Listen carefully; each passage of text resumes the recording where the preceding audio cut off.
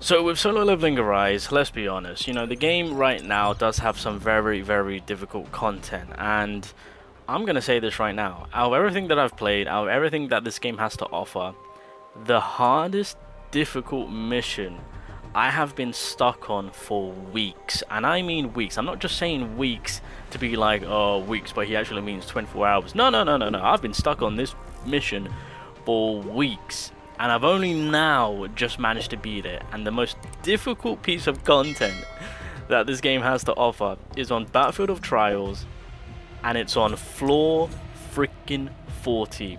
Here's the thing. You're probably wondering, oh, what's the boss like, Shiny?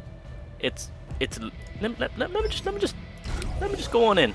That's the power level required, by the way. I went in with 444, but let me just show you guys, you know, because you guys are gonna be scared because this fight is crazy. Like, oh my god, I've been sweating, crying, and yeah, it's statues. Yeah, no, yeah, it's basically just statues. You don't get hurt. Yeah, it's just statues. You just have to break statues. Now, to those that haven't reached full 40 are probably wondering like, ah, Shiny, it's easy. You know, you got a minute to get it done. You're chilling. Trust me. I've even seen, okay, I've seen pay-to-win players make actual, not form, but basically giving feedback to the developers being like, yeah, floor 40 is hard. Can you turn down the difficulty? As a pay-to-win player, this is a difficult stage, and majority to near enough all will probably be at a standstill on this specific floor if you're able to reach it. I know some of you guys are stuck around the 30 region of the Battlefield of Trials, but I was, for the longest, stuck on floor 40, because it is difficult. And before anyone says, Shiny, have you done it on Hunter? God, no. God, no. I don't... Okay, so I've only gotten close to beating it twice, and that's because of Alicia. I'm going to keep doing runs, and I'm hoping to God that one day I'm able to beat it. But, yeah, Hunters, oh God, God forbid. But, the Jinwoo version of it, yeah, it's fairly more easier compared to the Hunters. So, just before I show you guys a few runs, I'm going to help you guys out to let you guys know what I did. So, pretty much the weapons on hand that I took was the Plum Sword, of course. I would highly recommend taking that. In terms of the second weapon, you can really take whatever you want.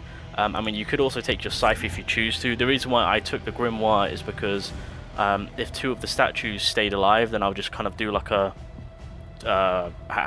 double hit with one skill, right? If that makes sense, because they're lined up quite nicely. So you can, you know, two for the price of one. That, and you can freeze the main statue. So that's kind of that. And plus, if you have it duped out or leveled up, etc., it does a decent amount of damage. So that's kind of why I went with the Grimoire, of course. So there's that. Now the big vital things that are needed to actually help you out through completing floor 40 is with your skills. You need the Crushing Blow, the Fire Ruin, because this will give you your power gauge by 20% and decreases the cooldown of the user's ultimate skill by 20 seconds. The ultimate skill is the skill that will win you the game. You need the ultimate skill. So with that, this ruin is heavily needed. And then the second ruin, realistically, you want to cater to buffing up your crit damage, so that way when you do your ultimate, you're doing a lot of damage. I did use my armor break to give me 80% crit damage, but it was only for 5 seconds, and it's a charge up ruin, so it was not doing me any favors. So I opted out with using the Death Dance Earth Shock, which still gives me a good amount of critical hit damage by 30%, because I've got it on the heroic rune of it. But it's on for an extra 5 seconds, so you've got more than enough time to kind of maneuver yourself around, get in that perfect position to drop the ult to destroy multiple statues if possible. So that's pretty much the ruin side of things. In terms of when it comes to the blessing stones, obviously double-edged sword, it's pretty standard on most of the time. I also went with the boss slayer, which I don't think really mattered, to be honest, but I still went with it. You know, I didn't bother changing it up. Cooldown for the reawakening for the skills, so that way I can keep building up my power gauge and helping out with my ultimate reduction. And then I went with Bloodlust to put the defense down onto the enemy. And so that's pretty much the blessings that I decided to go with.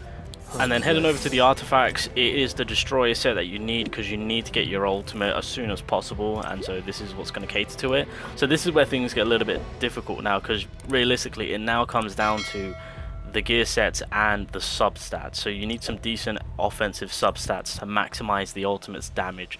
I went with the concentration of firepower just to give myself the increase in the skill damage, or basic skill damage should I say. But not only that, it was more for the reason that I've got good substats in terms of buffing up my attack, so +3 right there. So yeah, out of all my artifacts, because I was kind of doing some checks and runs to see on what my max crit damage was, 194 as you guys can see, with a crit rate of 50%. So I was really, and then the attack at 19k, so I was really just kind of catering to those stats. And I think my defense pen also got a little bit of a 11.44, so there's that. So that's kind of what I ran with. In terms of the team, this is kind of what I went with. Obviously with Mei Lin for the attack buff, right? If I just double check, so yeah, increases in my attack up. I went with Min because of the punishment that he provides. I mean, you can, rather than Min, you can also have Libora if you choose to, or even Beast, because also Beast does give you that 20% attack up. The reason why I went with Ziyun, of course, is because the defense pen, and since I have decent amount of defense pen, and because I've got blessing stones that can also reduce the enemy's defense, yeah, I can kind of pierce through quite nicely. So that's kind of why I went with Ziyun, of course. So yeah, not too bad on the defense penetration side of things. So those are your options on support characters. I really wouldn't consider taking anyone else if you, yeah, for the best results. Alright, let's do this. Let me do a quick run so you guys can get an idea on how to do it. I'll also, I did record the run on when I actually managed to do it. So it starts off, you want to apply your second skill so you can build up your ultimate gauge. While you're doing that, drop all your characters. Just literally drop everything because you need to get your ultimate as soon as possible. And then on the 48 seconds you want to dodge. Now, there we go. And then do that. Kind of stand in the middle between the first statue and the main statue, so that way you can tag near enough every single, or I think all the statues getting tagged. You have to hope and pray you get some big hits here. Boom! Yes, that was huge. Then you drop your shadows, and I'm already goofing up. Now while you're doing all of this, you need to look out for that, because that will screw majority of you guys over in time. Just keep that in mind. And then we go in. Okay, drop everything. I'm gonna full bloom it. By the way, if you full bloom, you won't get hit by the pushback, so try and use that to your advantage. Okay, I'm gonna have to break this as soon as possible, please. I'm wasting valuable time here, and so that's the breaker right there. Okay, there we go. Full bloom. I'm gonna ult here because there's no way I've done it. But pretty much that's kind of like what you need to do. But again, I'll show you guys the run on when I actually did it. That last statue cucked me so bad.